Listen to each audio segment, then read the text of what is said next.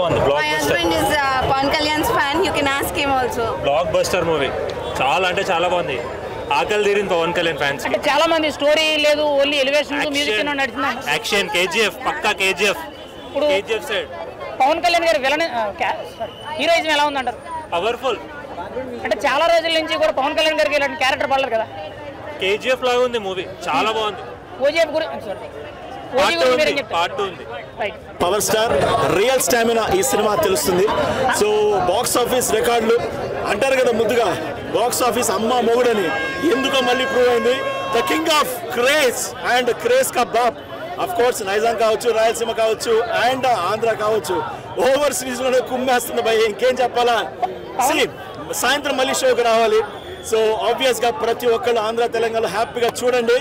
Power star fans మీకు మాత్రం ప్రతి ఒక్క ఎలిమెంట్ ఒక హైపే, మీకు మాత్రం ప్రతి ఒక్క షాట్ కూడా అబ్బాబాబాబా చాలు. 24 సంవత్సరాల కళ తీరుతుంది ఆఫ్టర్ ఖుషి. మీరు ఖుషి చేసుకుంటారు. తమన్ బీజిఎం 10 on 10 కాదు, 100 on 10. 100 కోట్ల సినిమా లేదు అన్నారు కదా. 100 కోట్లు చాలా తక్కువ భయ్యా, చాలా తక్కువ. ఓపెనింగ్ డే ఎంత కలెక్షన్ వస్తుందో మీరే చూడండి. 100%. అండ్ మీరు ఎంత ఊహించుకొని థియేటర్కి వస్తారో దానికి 10 ఉంటుంది. అది మాత్రం మీ లెక్కకే వదిలేస్తాను. 1000 రూపీస్ టికెట్ అని చెప్పి ట్రోల్ చేస్తున్నారు, మీరేం చెప్తారు?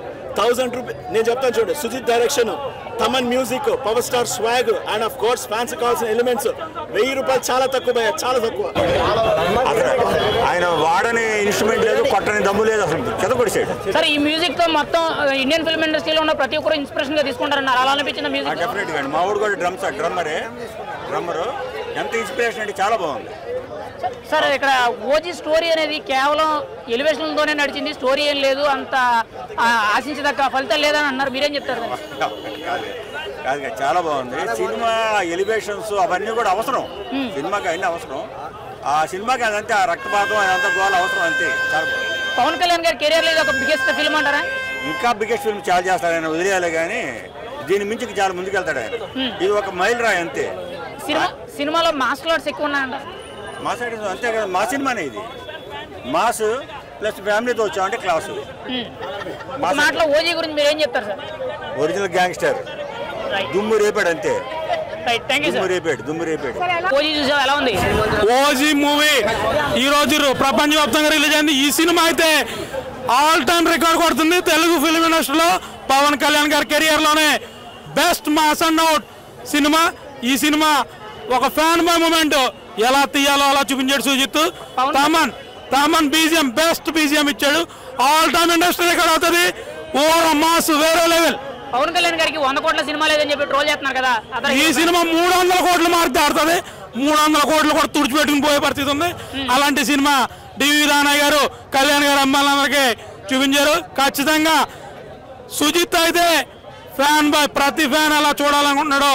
అలా సినిమాని ఆయన ఫ్రేమ్ కూడా కళ్యాణ్ గారి అభిమానులు ఎక్కడ కూర్చున్న పరిస్థితి లేదు. తామన్ అయితే కొనిదిలో తమన్ వేడి రోజుతో అలాంటి బీజం ఇచ్చాడు. ఖచ్చితంగా సినిమా అయితే హై ఫెస్ట్ అని చెప్పొచ్చు. సినిమా టికెట్ 1000 రూపాయలు పెట్టారని చెప్పి ట్రోల్ చేస్తున్నారు కదా, మీరేం చెప్తారు? వర్తబుల్ 3000 చూసేలా ఉంది సినిమా, అంత బాగా చూశారు. కళ్యాణ్ గారిని ఈ లెవెల్లో ఎవరో కూడా ఇప్పుడు దాకా చూపించలేదు. సుజిత్ డైరెక్టర్ జూనియర్ అనగానే సుజిత్ ని చూసి నేర్చుకోవాల్సిన పరిస్థితి ఈ రోజు ఇండస్ట్రీలో ఏర్పడుతుందని ఇది సందర్భంగా తెలియజేస్తున్నాను. ఓజీ ఓవరాల్ గా క్లైమాక్స్ ఎలా ఉంది, స్టోరీ లైన్ ప్రకారం ఎలా ఉందంటారు? అసలు మీరు ఎక్కడ కూడా ఇంత కూడా డివియేషన్ లేదు. ప్రతి ఫ్రేమ్ కూడా సినిమా ఇంట్రెస్టింగ్ గానే ఉంది, ఎక్కడ కూడా లాగ్ లేదు. సినిమా అయితే సూపర్ గా ఉంది, ప్రతి అమ్మాయికి నచ్చేలా ఉంది. మన హీరోని ఎలా అయితే స్క్రీన్ లో చూడాలనుకుంటున్నామో, ఎంత మాస్ చూడాలనుకుంటున్నామో దాని మించే సుజిత్ చూపించారు. ఇద్దరు కల్టనా కోట్లు, తమనైనా సుజిత్ అయినా సరే నెక్స్ట్ లెవెల్ డ్యూటీ చేశారన్న. ప్రతిదీ ఇంట్రొడక్షన్ సీన్ దగ్గర నుంచి లేదా ఇంటర్వెల్ వరకు ప్రతిదీ ఎక్కడ కూడా ఒక్క డల్ మూమెంట్ అనేది లేదు. ఓన్లీ ఒక డ్రాబ్యాక్ ఏంటంటే ఫస్ట్ హాఫ్ లో హీరో గారికి అంత స్క్రీన్ పెంచ్ ఎక్కువ సీన్స్ అయితే పడలేదు. ఉన్న 4-5 సీన్స్ కూడా ఫైట్ లోనే కలిసిపోయాయి.